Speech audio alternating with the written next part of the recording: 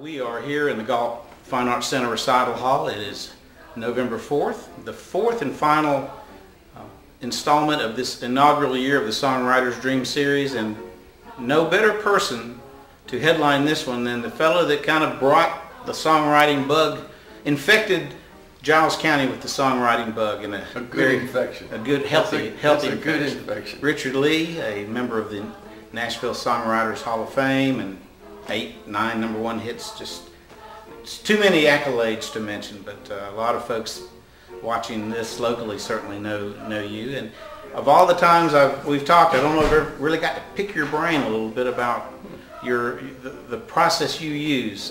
Tell me a little bit about. We're looking here at some lyrics of new songs. How does it happen with you? And everyone's unique. How does a song? Where does a song come from Richard Leigh? Well, you know, every song, as you mentioned, it comes from a different place. Every songwriter never does it the same way every time. But for me, it usually comes with, especially in my age now, I'm 59, going to be 60 next year. I write about things that are important to me now. So it has to be something relevant to me. So just somebody saying something clever in a bar doesn't turn my head anymore as much as it used to, where I used to just write down titles. Now I need a theme. I need something that's important to me to write about. And then I usually write the story down in a script form. And if I think if I go, hey, if I could ever rhyme that would be a great song. And basically, you were mentioning a good example of it is the song that you were just mentioning that Rocky Lynn and I wrote here at the college, called "That's Where Songs Come From."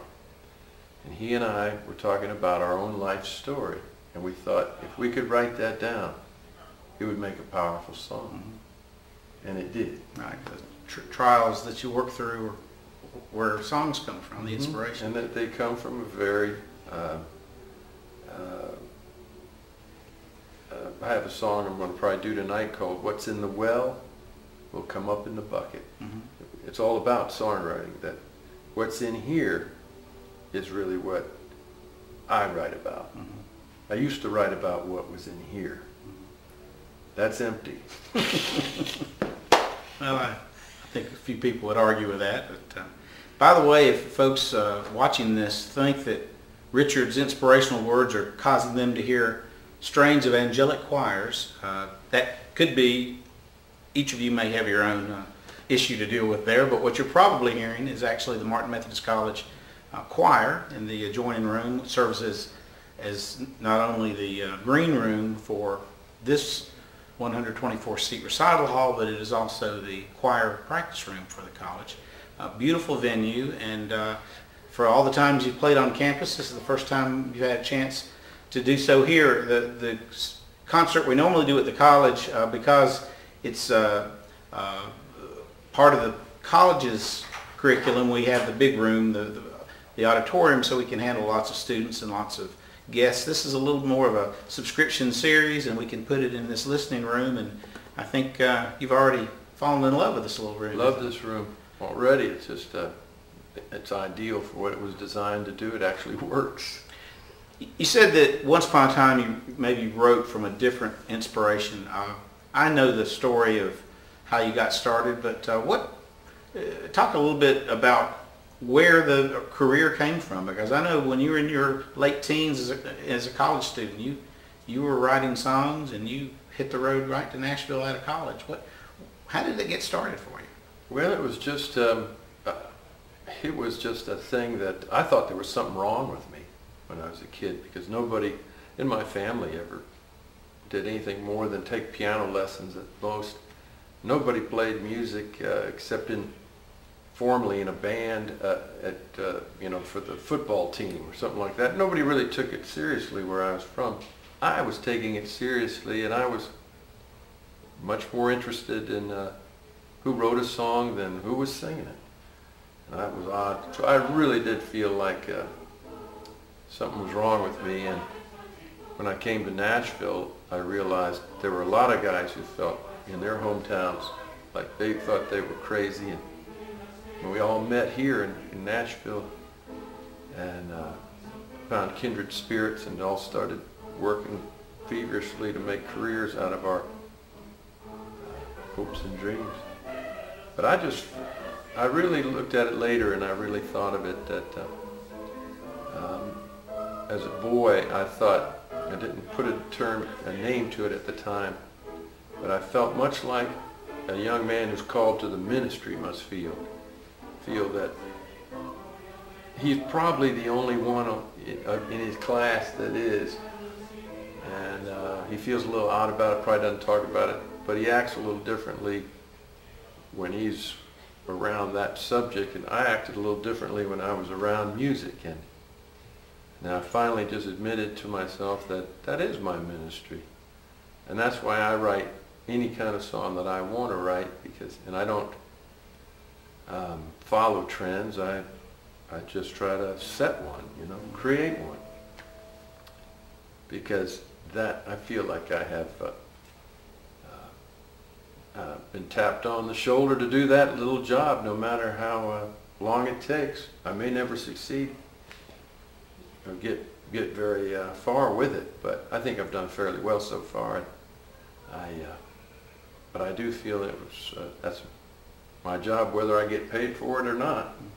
I would say that among the folks who think you've done fairly well would be Reba McEntire, Billy Dean, Don Williams, Dixie Chicks, Steve Wariner. Do I need to go on? Last question I'll ask you is, how has it changed? You've been in Nashville for 30 some odd years, I guess. Yes, 36. How's the industry, the songwriting industry, different now? Well, one thing about it strikes me immediately is rarely do you find a song that's written by one person the way I write songs. You always, they're co-written, or 3 writers, 4 writers, 5 writers, and that's different. Doesn't mean it's any better, but for me, I would kind of lose my perspective on it if I did that. And especially this time in my life, I want to see what I have to say. So that's different for me. When I go in there, everybody's real anxious to jump on an idea and write it quickly, and where, in my day, everybody took a little more time. And but one thing stays the same: really great talent is filtering in there, coming in on the buses and cars every day. That doesn't change. And the guys and the gals are just incredibly talented, and it's just their perspective on what the world looks like to them. And we wrote about what the world was like to us. Well, on behalf of those of us here in Giles County, we certainly appreciate that the fact that you're about 200 yards shy of being a tax-paying resident. I think I'm right. Just beyond the county line, but you've Two-tenths of a mile. Two-tenths of a mile, but you've adopted Pulaski, and we've adopted you. And I'll tell you, the college, there are a lot of exciting things beyond just this series that may be in the offing. With the proceeds of this series go to help those very students that are practicing in the other room, and we're looking at a possible music songwriting curriculum, and you should feel very much appreciated in this community, and this songwriting series is appropriately finished this first year with having you here, because I'm very proud to be here, and I'm very proud of what you all have done since I first came down here. I mean, you all have taken it further than I ever thought could be possible anywhere. I mean, you guys are really amazing, and I'm very proud of Pulaski and the way it supports this industry and its local writers. Well, just to reference the song one more time, my goal and several other people we would love to see as you enter in, "Welcome to Pulaski." That's where songs come from. Since that one was actually written here. So. It was written here. We look forward to hearing you tonight, and I know folks will enjoy little snippets as they check the website and other pieces of our video. Thanks.